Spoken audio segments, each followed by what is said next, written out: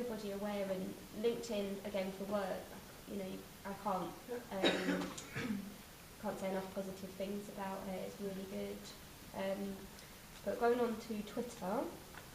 So Twitter's really scary, I think, for a lot of people because it's not really moderated like Facebook. You don't have to add somebody as a friend. You can just follow people and you can keep your stuff private, but most people don't, and it's just a bit of a rabble and a free-for-all. But the best sort of way to think about Twitter is that it's like a bar. And Twitter, for those of you who don't know, is you set up a page and then basically you talk. So it's very much about conversation, current conversation, and you can find out what anybody down to sort of Barack Obama to Justin Bieber, what they're doing. Sort of fantastic wealth of knowledge. But you can also find out people that you're interested in. So you might have a favourite chef, and you might follow that chef. And he's talking about all these latest things. And what you can do is, obviously you're listening in, and you can take some of his ideas and go and share that on your Facebook, and you can always credit him and say, you know, oh, Gordon Ramsay was talking about this thing today, and you might start a bit of conversation on Facebook, and you might even start a bit of conversation on Twitter about it. So it's all, Twitter's very much a conversation. So it's like if you go into a bar and you don't know, it's like coming here and I don't know any of you, and I've now just started talking all about social media. One of you is going to be interested and you're listening in to me talking about social media. So you listen in via hashtags. So you can have, there's hashtags for everything. So you could go on and hashtag food, or even, I don't know, if you hashtag Pampered Chef and search that, you'll probably find a whole bunch of information from, because obviously there's girls all over the country. All over the world.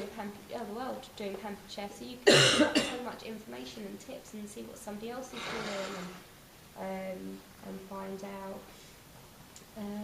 So you can search and you can use all these keywords. The same as you would go into Google and put a keyword in, you can do the same in Twitter and you can search for any topic and find some information. So finding people for shows on Twitter, I suppose you would just get yourself a present, and then if you're not going to actively search, I wonder how that would work. You would have to just talk and sort of put out what you're doing and let people come to you. That's unless you, because it's so sort of nationwide, I'd find it quite hard to sort of narrow it down unless somebody sort of narrowed it down for you. So again, it's about learning more. You can share all the latest info, follow the people that you're interested in, people who've got the same interests as you, you've got all the same passions.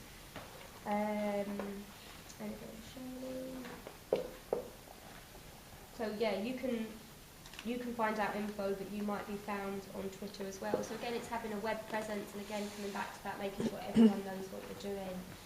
If anyone's got questions, I'm really happy to answer them. I feel like I've just skimmed over Twitter there, but it's kind of... I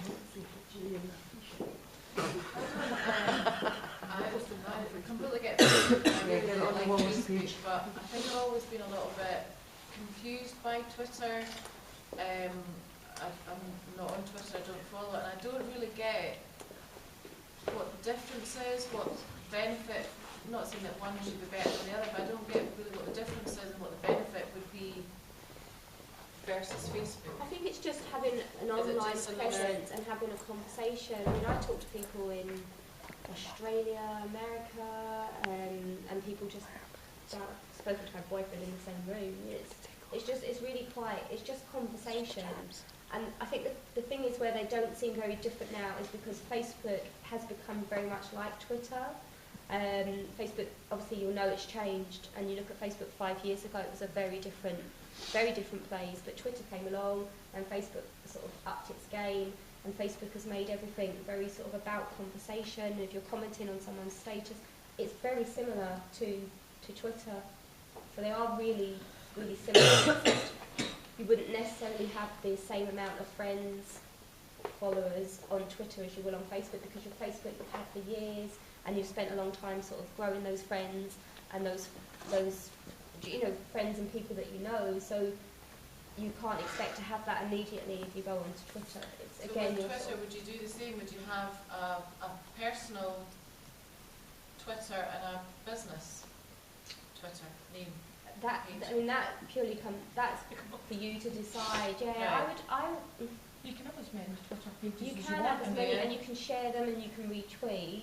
I have one, and I started one up for a blog I was doing, but for me it was just too time consuming to update 2 things and then go in and do that. So I just have one, and I share everything that I'm doing via the one. Right. And it's never done me any wrong. Right. But that's me personally. I think you've got to be comfortable with what you're doing. And a lot of people, when you're being so open, I suppose, on somewhere like Twitter, where it's not closed in, it's not just your friends, it's anybody. Some people like to have, like a brand name or be out there as your business. Mm-hmm. But you don't need to. I can understand doing personal and business on Facebook and keeping them separate. Yeah. I don't know if you would do. Depends what it the depends. two on Twitter. I think what you have to think is, why are you going to use Twitter? If you're only going to use it for business, you may as well just only have a business account. But talk to people. I can give Sharon some really great examples of people on Twitter to hand to you in a newsletter or something. You can go and have a little look and just study what they're doing and what they're saying, because there's some really cool people who. A mutual friend, actually, she does amazing on Twitter, and she started off. It's Wendy. Yeah, Wendy. Yeah, and it's great on Twitter. And she's done really, really well, just talking and sharing, and she shares. She does.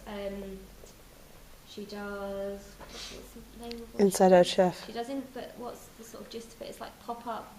Well, no, it's more kind of outside catering. This kind of done. Yeah. It's kind of pop up restaurants. Yeah. Yeah, the little that come into your house to eat. Underground restaurants. Yes. Yeah. It's there somewhere. But she started off doing that, so she went on there to find people to come and to promote that. So she would put out tweets saying tickets for sale, this much money. She linked back to her website, and she just kept plugging on and on and on. As sort of time progressed, she's now doing sort of more catering, because somebody approached her and said, "Oh, I don't want to come to your house to eat, but could you make a bunch of cupcakes for me, branded with the company logo?" "Sure, no problem, I can do that." So there she goes off, does the cupcakes. It opens up a new little sort of aspect to her business as well. So it's very much an opportunist market. Depends how sort of rooted in the type of chef you are, I guess.